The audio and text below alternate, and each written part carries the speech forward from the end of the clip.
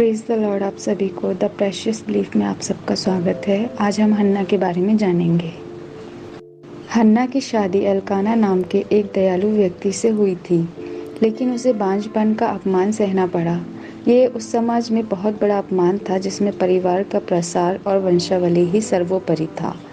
स्थिति को और भी हृदय विदारक बनाने वाली बात यह थी कि एल्काना की दूसरी पत्नी पनिन्ना के बच्चे थे और वह लगातार हन्ना की निसंतानता का मजाक उड़ाती थी। जब कभी हन्ना यहोवा के भवन में जाती, तब उसका प्रतिद्वंदी उसे यहाँ तक उकसाता कि वह रोने लगती थी और खाना न खाती थी। उसका पति एल्काना उससे कहता था, हन्ना, तुम क्यों रो रही हो? तुम क्यों नहीं खाती? तुम निराश क्यों हो? क्या मैं तुम्हारे लिए 10 भेंटों से ज़्यादा मायने नहीं रखता? जैसे कि पहला शमूएल 1 अध्याय 3 से 8 तक में लिखा है। हर साल एल्काना और उसका परिवार यहोवा को बलिदान चढ़ाने के लिए शीलो में तंबू की यात्रा करते थे। साल के इस समय में हन्ना विशेष रूप से उदास रहती थी। वह एकांत में सिसकने लगी और खाना नहीं खाया। एक दोपहर वह तंबू में गई और प्रार्थना में घुटनों के बल बैठ गई। उसने यहोवा परमेश्वर से विनती की, यदि तू मुझे याद रखेगा और मुझे एक पुत्र प्रदान करेगा तो मैं उसे जीवन भर के लिए नाज़ीर के रूप में तुझे समर्पित कर दूंगी।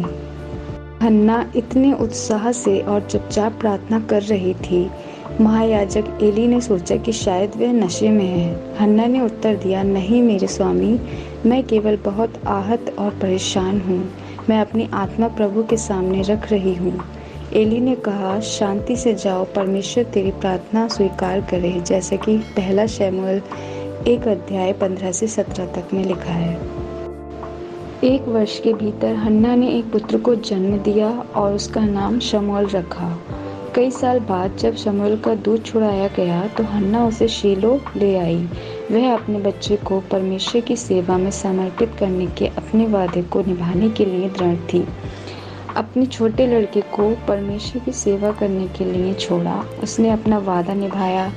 वास्तव में जब वह पहली बार शमूएल को शीलो में परमेश्वर की सेवा करने के लिए छोड़ गई तो दिल टूटने के स्थान पर उसने खुशी की प्रार्थना की। उस समय बच्चों को जन्म देना संस्कृति का एक महत्वपूर्ण हिस्सा था। फिर भी एल्काना के लिए हन्ना का बांझपन कोई मायने नहीं रखता था। बाइबल ये स्पष्ट करती है कि वह फिर भी हन्ना से गहराई से प्यार करता था। हन्ना बाइबल में बांझपन का सामना करने वाली पहली महिला नहीं है। पहले अब्राहम की पत्नी सारा, फिर इसहाक की पत्नी रिबका और याकूब की पत्नी राहेल भी बांझ थी। प्रत्येक व्यक्ति ऐसी इच्छाओं का अनुभव करता है जो कभी पूरी नहीं होती और परिस्थितियां दुख का कारण बनती हैं।